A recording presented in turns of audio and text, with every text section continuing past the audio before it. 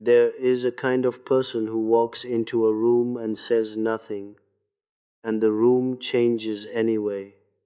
You have met her, or him. Perhaps you have felt this presence and could not name it, only that something in you wanted to confess, to straighten your spine, to stop pretending. You told yourself it was charisma. It was not charisma. Charisma flatters. This does not flatter. This sees. And of all the forces that move quietly through a human life, ambition, love, grief, rage, none is so silent and so total as the gaze of a soul that has stopped needing you to lie to it. I want to speak to you tonight about a kind of danger that has nothing to do with cruelty, a danger built entirely out of clarity, because somewhere in the long, unglamorous work of becoming a person, not a role, not a performance, not a wound wearing a name, there exists a threshold. Past it, the empath, the feeler, the one who once absorbed every room's pain, like a sponge left out in the rain, becomes something the world has very few names for and very little patience with.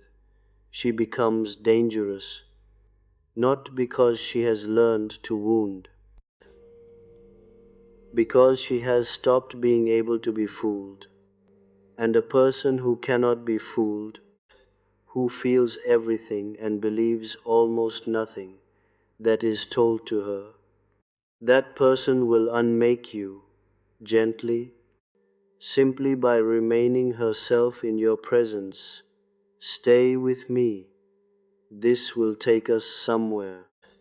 I have spent a great portion of my working life sitting across from people in the middle of falling apart, and I noticed, long before I had language for it, that suffering has an architecture. It is not random. It does not simply happen to a soul and leave. It builds something, floor by floor, whether we consent to the construction or not. And nowhere is this more visible than in the life of the one who feels too much. The empath, if you want the modern word for it, though the word is almost too small for what I mean. I mean the ones born with the door of the heart already ajar, the ones who walk into a funeral and grieve for strangers, who sense the argument in a marriage before a single word is spoken, who cannot watch an animal suffer without their own chest tightening as if it were their own body dying by inches. These people are not stronger than the rest of us. In the beginning, they are almost always weaker, because a door that will not close lets in everything, the cold along with the warmth, the parasite along with the guest, and so their story, nearly without exception, begins in exhaustion. It begins in giving. It begins in a kind of holy foolishness where they mistake feeling everything for understanding everything, and they pour themselves without measure into people who were never going to pour anything back. I do not say this to shame them. I say it because it is the first floor of the building, and no one reaches the top without first standing, exhausted, in the basement. There is an old architecture to the soul's growth that our ancestors understood better, I think, than we do now, dressed as it was in the language of myth rather than the sterile vocabulary of the clique. They spoke of the feminine principle within every psyche, call it the receiving, feeling, relating function, present in men and women both, though it wears different masks depending on who carries it, as passing through four unmistakable stages on its way toward wholeness. I will walk you through them, not as anthropology, but as a mirror, because I suspect you will recognize yourself somewhere along this road, and I suspect, if you are honest, you already know which floor of the building you are standing on tonight. The first stage is instinct. Call her Eve. This is the soul that knows itself only through the body, through hunger, through attraction, through the ancient, wordless intelligence that tells a creature what it wants before the mind has caught up to explain it. At this stage, the empath feels for others because feeling is simply what the body does, the way a hand pulls back from fire. There is no philosophy in it yet. There is only sensation, and sensation is honest, but sensation alone cannot protect you. It draws you toward what glows and does not ask whether the glow is warmth or is simply a mouth opening. Then comes the second stage, and I will call her Helen, though you may know her by other names in other traditions. This is beauty aware of itself, the feeling function grown conscious enough to be desired, to be sought after, to be the object of someone else's longing. Here the empath discovers her own gift has a market value. People want what she offers. They want her attention, her softness, the way she makes them feel important, forgiven, less alone. And so she learns, often painfully, that being wanted is not the same thing as being loved, and that the ones who most loudly need her feeling will most quickly resent her for having a self underneath it. This is where so many good people are wounded permanently, not because they gave too much. Giving was never the crime, but because they gave to those who were only ever hungry, never grateful. And a hungry thing, once fed, does not become full, it becomes accustomed. The third stage I will call Mary, devotion refined into something that seeks not to be desired, but to nurture, to protect, to pour itself out in service of something larger than personal need.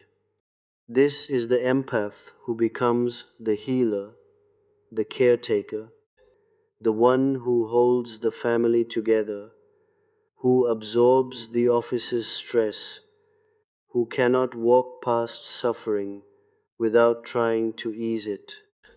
It is a beautiful stage. It is also, I must tell you plainly, a dangerous one to remain in forever, because devotion without discernment becomes martyrdom, and martyrdom, however noble it looks from the outside, is simply exhaustion wearing a halo. And then, for those who survive the wounds of the first three floors, who do not calcify into bitterness, who do not seal the door of the heart out of self-protection and call that wisdom, there is a fourth stage. I will call her Sophia, which is simply the old word for wisdom, because no other word does the thing justice. Sophia is not the empath who feels everything indiscriminately. She is the empath who feels everything and understands what she is feeling, whose sight has caught up to her sensitivity.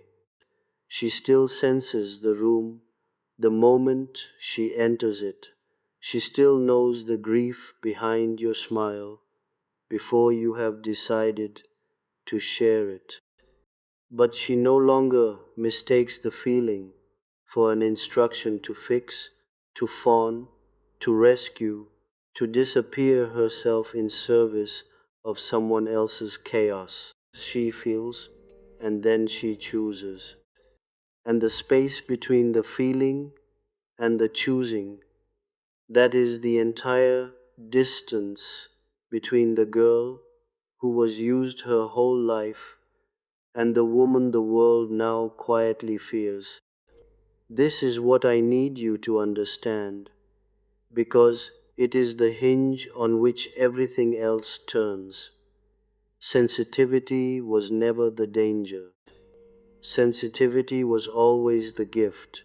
What makes a person dangerous, truly, unnervingly dangerous, in the way I mean it, is sensitivity married to discernment, feeling combined with sight, a heart that is open, and eyes that are finally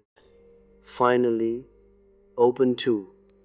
Because here is what happens to a person who reaches that fourth floor. She stops being predictable in the way manipulators require their targets to be predictable.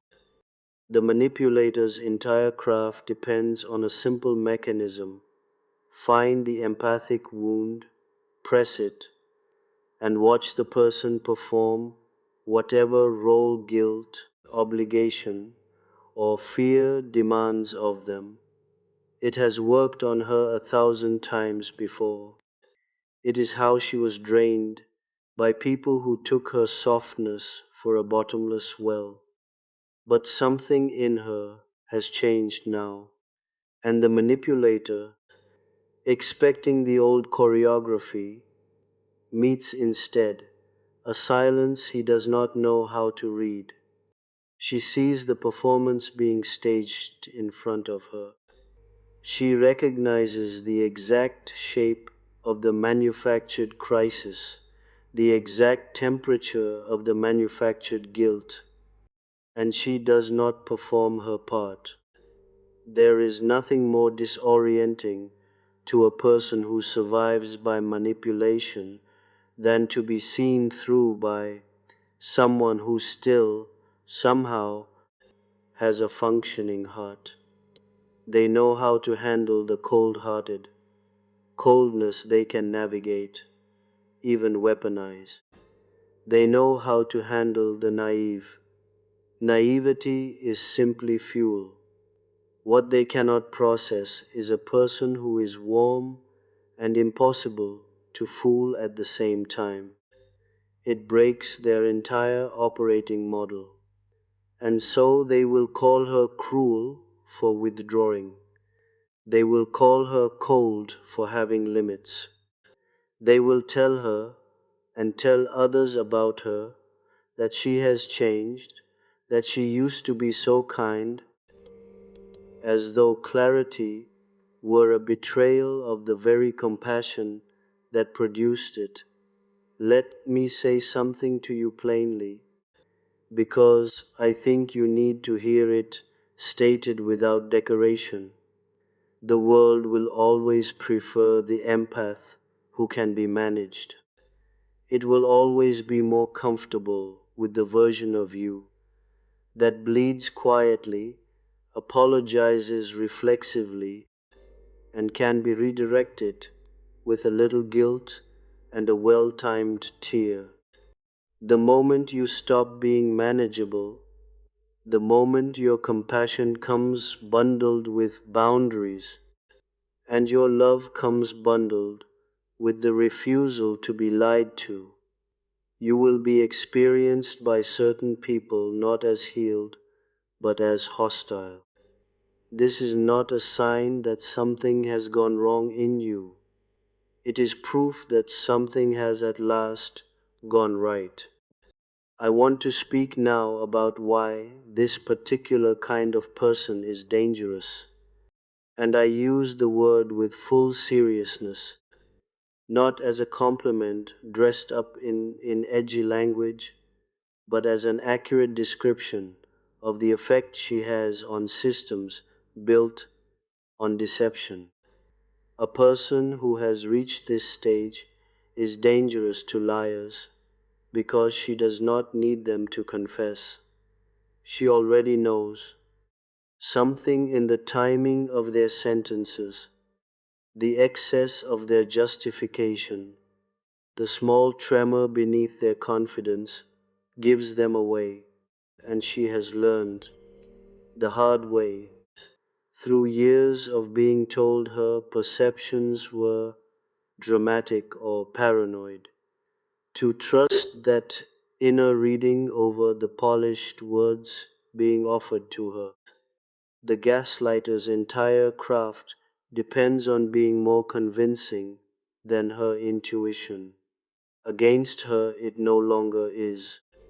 She is dangerous to those who perform virtue without living it, because she has learned to distinguish between a person who is kind and a person who is merely skilled at appearing kind in front of witnesses.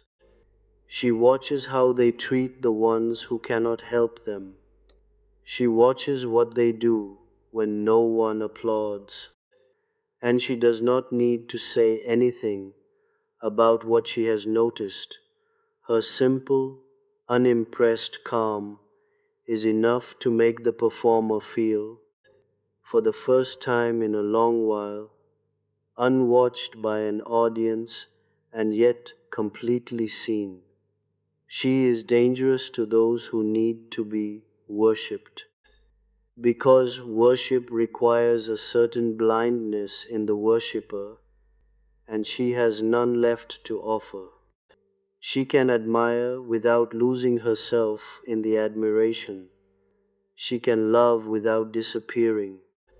And a person who needs to be someone's entire world will find her insufficiently consumed by them, and will call this coldness, when it is in fact the first sign of a person who finally belongs to herself.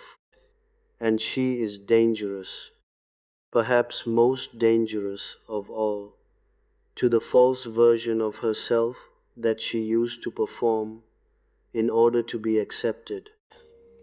The eager to please version, the conflict avoidant version, the version who apologized for taking up space, who shrank her own needs down to a size that would not inconvenience anyone, who mistook being needed for being loved. That old persona does not get to survive the arrival of Sophia, and I promise you there will be people in your life who preferred that persona, who benefited from that persona, who will grieve its death more openly than they ever grieved anything that happened to you. Do not mistake their grief for evidence that you have done something wrong, but I would be lying to you, and I have promised myself, across a long life spent studying the ways the soul deceives itself, never to lie to the people who trust me with an evening of their attention. If I told you that this stage is only light, it is not. Wisdom casts a shadow, precisely because it is substantial enough to block the sun, and the shadow of Sophia is real, and I want to name it honestly, because an unnamed shadow is the only kind that can secretly run your life. The shadow of this stage is the temptation toward contempt. When you have spent years being fooled, and you finally develop the eyes to see the mechanism of the fooling, there is an intoxicating relief in it, and intoxication, by its nature, tempts you to overindulge. You begin to see manipulation everywhere, including in places where there is only ordinary human clumsiness. You begin mistaking every request for a demand, every need for a trap, every vulnerable person for a future exploiter. This is not wisdom. This is wisdom's shadow wearing wisdom's coat. And if you are not careful, it will harden the very heart that made you dangerous in the beautiful sense to begin with, and leave you dangerous only in the ordinary, exhausted, defended sense, which is to say, simply closed. The second shadow is loneliness, and I will not soften this for you, because you deserve the truth more than you deserve comfort tonight. The clearer your sight becomes, the smaller the circle of people who can meet you inside it grows. You will find yourself, at certain hours, missing the ease of being easily fooled, missing the warm fog of believing every kind word was exactly what it appeared to be. Clarity is not cozy. It does not come with a blanket. Many nights it comes instead with the particular ache of watching someone you love perform a familiar deception and understanding with total certainty exactly what they are doing, and choosing love anyway or choosing distance anyway, either way carrying the full weight of seeing clearly in a world that mostly prefers not to. I want you to know that this loneliness is not a punishment. It is the toll paid at a very particular bridge, and everyone who has crossed to the far side of that bridge has paid it in one currency of grief or another. The mystics paid it. The truest healers paid it. Every person you have ever admired for their unshakable groundedness paid this same toll quietly, usually without an audience, usually while still showing up the next morning to love the people in front of them despite everything their new sight had cost them. Let me tell you what this transformation is not, because I have watched too many people misunderstand it, and in misunderstanding it, either refuse the growth out of fear or grasp at a counterfeit of it that leaves them worse than before. This is not the armor of cynicism dressed up as enlightenment. The cynic has also stopped being fooled, but the cynic has stopped feeling in the process, has sealed the door of the heart entirely, and mistaken the resulting numbness for strength. That is not the fourth stage. That is a retreat back to the first, dressed in more sophisticated language. The fourth stage does not close the heart. It opens the eyes while the heart remains open, which is a far more demanding, far more courageous position to hold, because it means you continue to feel the full weight of the world's suffering while also refusing to be exploited by anyone who would use that suffering as a lever against you. Nor is this the hardness of someone who has simply been hurt enough times to stop trying. That too is a counterfeit. That person has traded vulnerability for safety and calls the trade wisdom, when really it is only exhaustion in a more permanent costume. You will know the difference between the two by a simple test. The hardened person cannot be moved to tears by a stranger's suffering. The one who has truly arrived at Sophia can be moved to tears by a stranger's suffering and still say no to that same stranger's manipulation. 5 minutes later, because compassion and discernment in her have finally learned to live in the same house. This distinction matters more than almost anything else I will say to you tonight. So let me say it once more, plainly. The goal was never to feel less. The goal was to see more, so that the feeling, instead of being harvested by whoever arrived first with a sad enough story, could finally be directed by your own will toward the people and causes that actually deserve it. I think often of the empaths I have known across the years, and I use that word broadly to include every deeply feeling person who ever sat across from me, whether or not they would have chosen that label for themselves, who spent decades of their lives being, in effect, harvested, not through any single dramatic betrayal, but through the slow accumulation of 1,000 small exchanges in which their feeling was taken and nothing of equal weight was returned. The friend who called only in crisis, the family member who mistook her softness for an infinite resource, never once asking what her own well contained. The partner who learned, early and precisely, which words would summon her guilt on command, and used that knowledge the way a locksmith uses a key. For a long time, such people do not fight back, because fighting back has never occurred to them as an available option. They were taught, usually very young, that their worth was measured by how much they could absorb without complaint. And so the pattern repeats.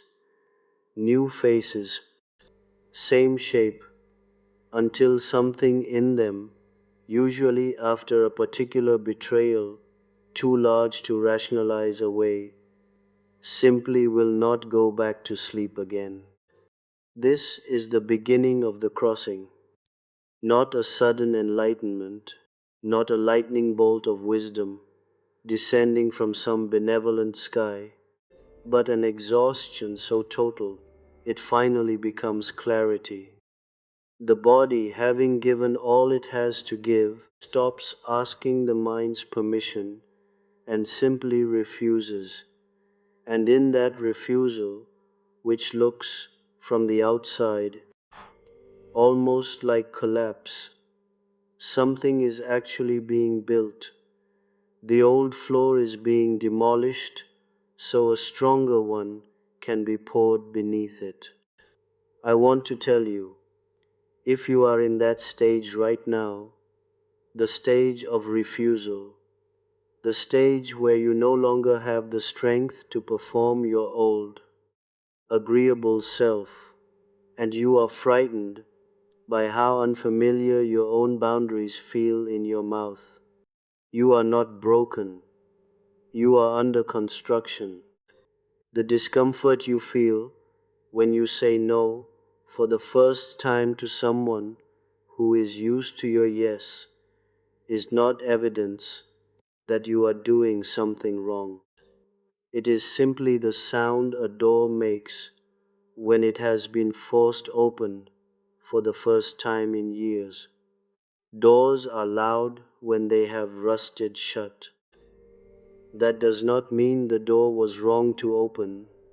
Let us speak, then, about boundaries, because I have found that no word in the modern vocabulary of healing is more often used and less often understood. A boundary is not a wall. A wall keeps everything out indiscriminately. and a person who mistakes a wall for a boundary will end up starving out the very love and connection that might have nourished them, alongside whatever threat they were originally trying to keep at bay. No, a boundary is closer to a gate. A gate can open, a gate can close, and crucially, a gate has a keeper, someone whose task is not to prevent all passage, but to decide with clear eyes who is welcomed through and on what terms. The empath who reaches the stage I am describing tonight becomes, for the first time in her life, the keeper of her own gate. This does not mean she stops loving generously. If anything, her love becomes more generous than it ever was before, because it is no longer leaking uncontrolled out of every wound she has never tended. It flows now with intention. It flows toward the people who have shown through pattern and not merely through promise that they can be trusted with it.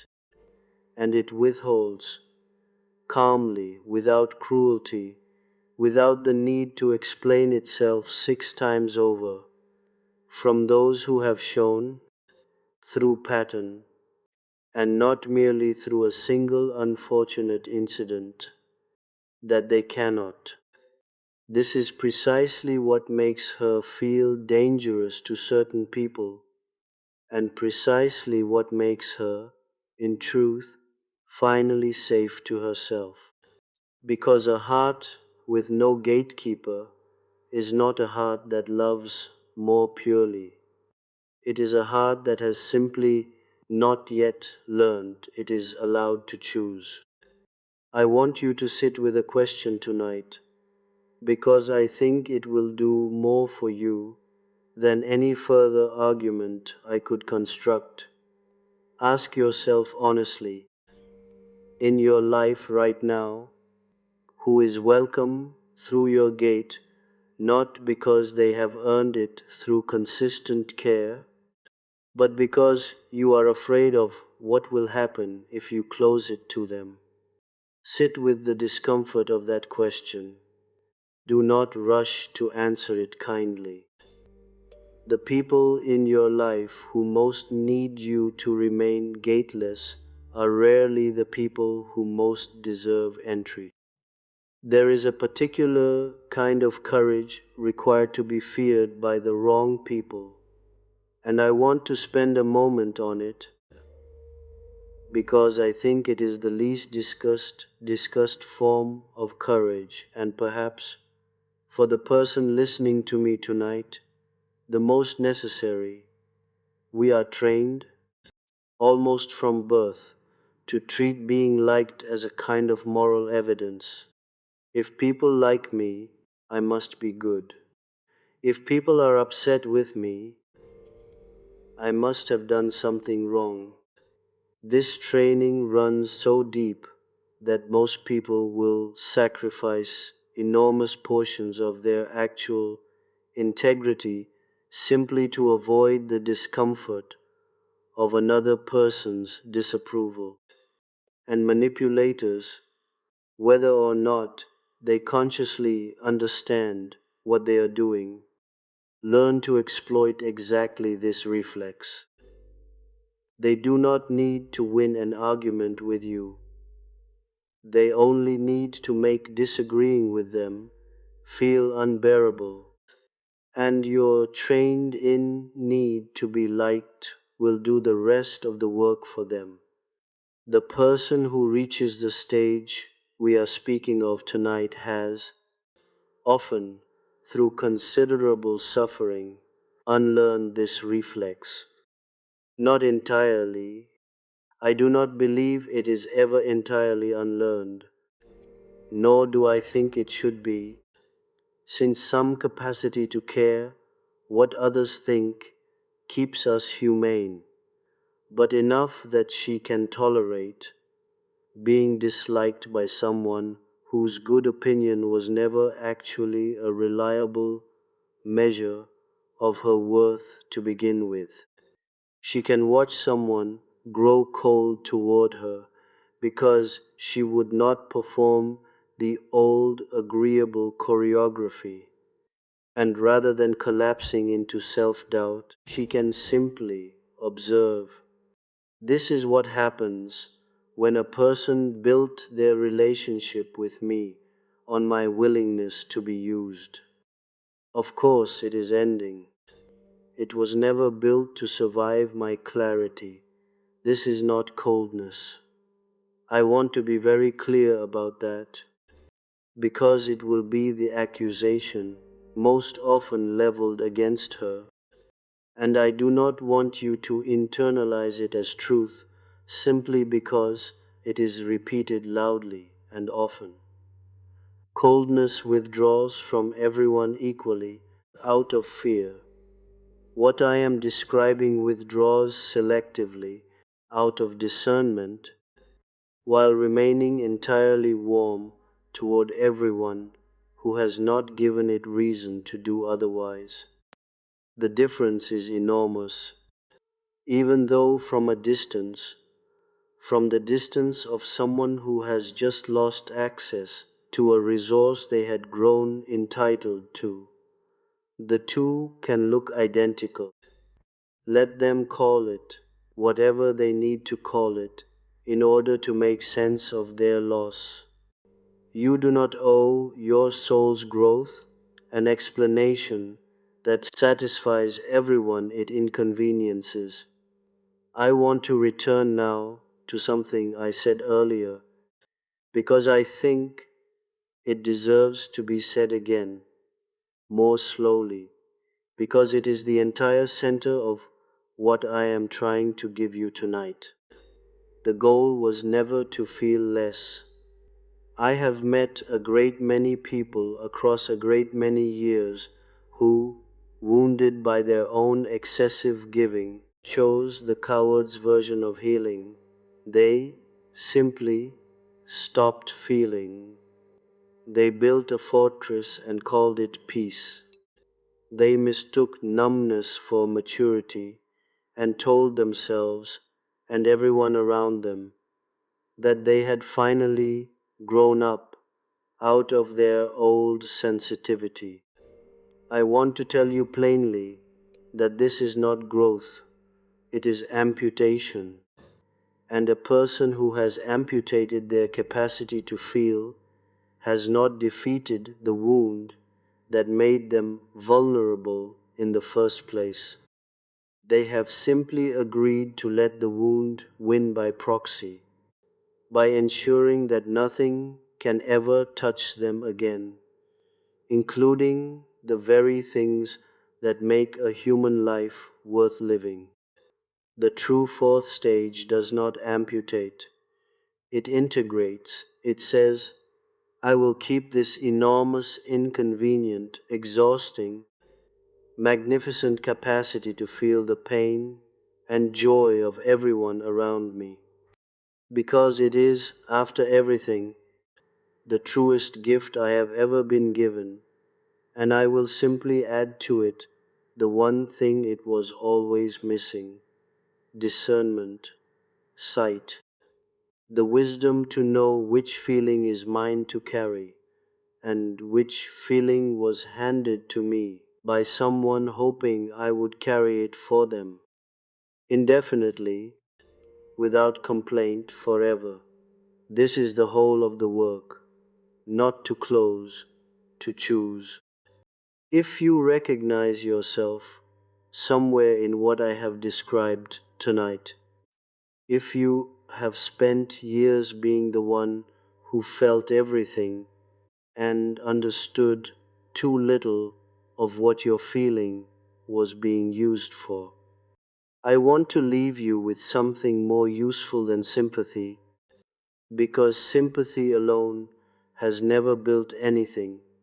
The first thing I would ask of you is to stop apologizing for your own clarity. When you notice a manipulation and refuse to participate in it, you do not owe the manipulator a gentle explanation delivered with a smile to soften the blow of your newfound sight. A simple, calm no is a complete sentence. You have spent enough of your life turning your boundaries into elaborate, guilt-laced apologies designed to make everyone comfortable with your discomfort. Let the silence after your no do some of the work for once. The second thing I would ask is that you resist the temptation, which I promise will visit you, to harden entirely in response to what you have suffered. Feel the anger of realizing how long you were harvested. Feel it fully. Do not rush past it. It is legitimate and it deserves its season. But do not let that anger become the permanent architecture of your heart. Anger makes an excellent demolition crew and a terrible foundation.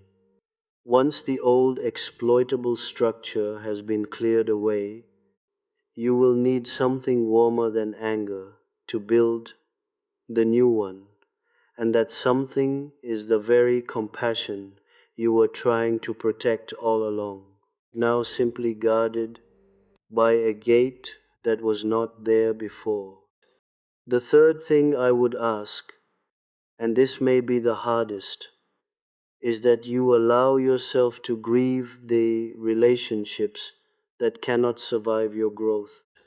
Not everyone in your life was capable of loving the version of you that sees clearly.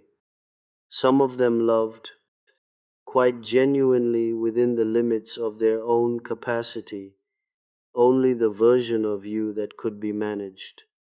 When that version dissolves, so sometimes does the relationship built entirely upon it. This is a real loss, and I will not insult you by pretending it is not. But I will tell you what I have observed across a great many lives.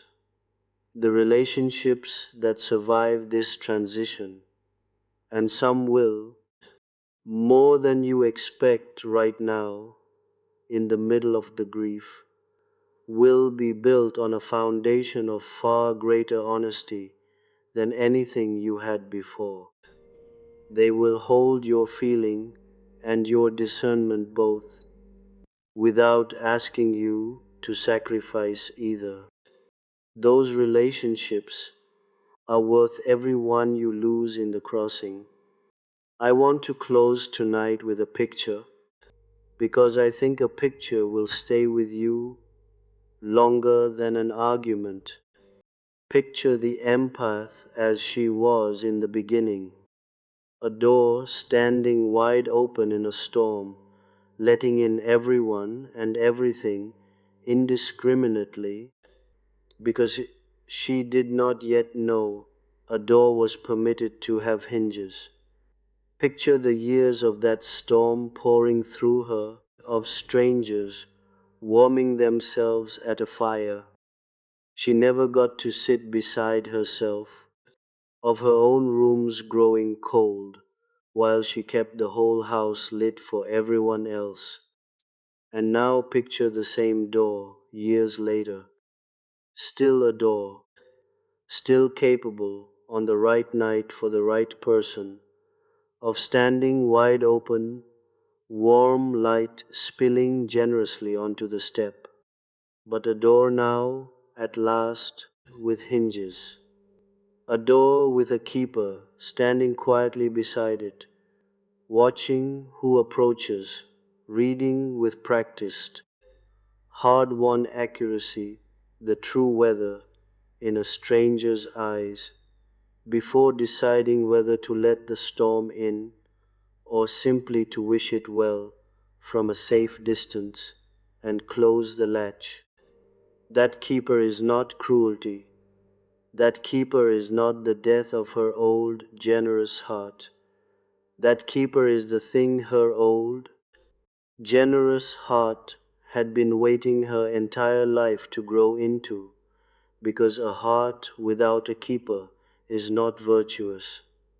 It is simply undefended, and an undefended heart, however beautiful its intentions, will eventually be occupied by whoever arrives first with the loudest need and the least honesty. You were not made to be occupied. You were made, I believe, for something far larger than that, to become, in your own time, in your own particular way, the keeper of your own enormous capacity to feel, so that what pours out of you when you finally choose to let it pour reaches only the people, the causes, the loves that are actually worthy of the gift you were always carrying. That is not coldness. That is not cruelty. That is not the death of the empath you have always been. That is simply what it looks like from the outside when a person finally, fully arrives home to themselves and stops apologizing for the door. Let them call you dangerous, if that is the only word they have for a person who can no longer be lied to. Wear it, if you must wear anything at all, the way the wise have always worn the fear of smaller, more frightened people, quietly, without needing it explained, and without ever, for a single moment, mistaking their discomfort for your fault. You did not become dangerous by losing your heart. You became dangerous the moment your heart finally learned to see.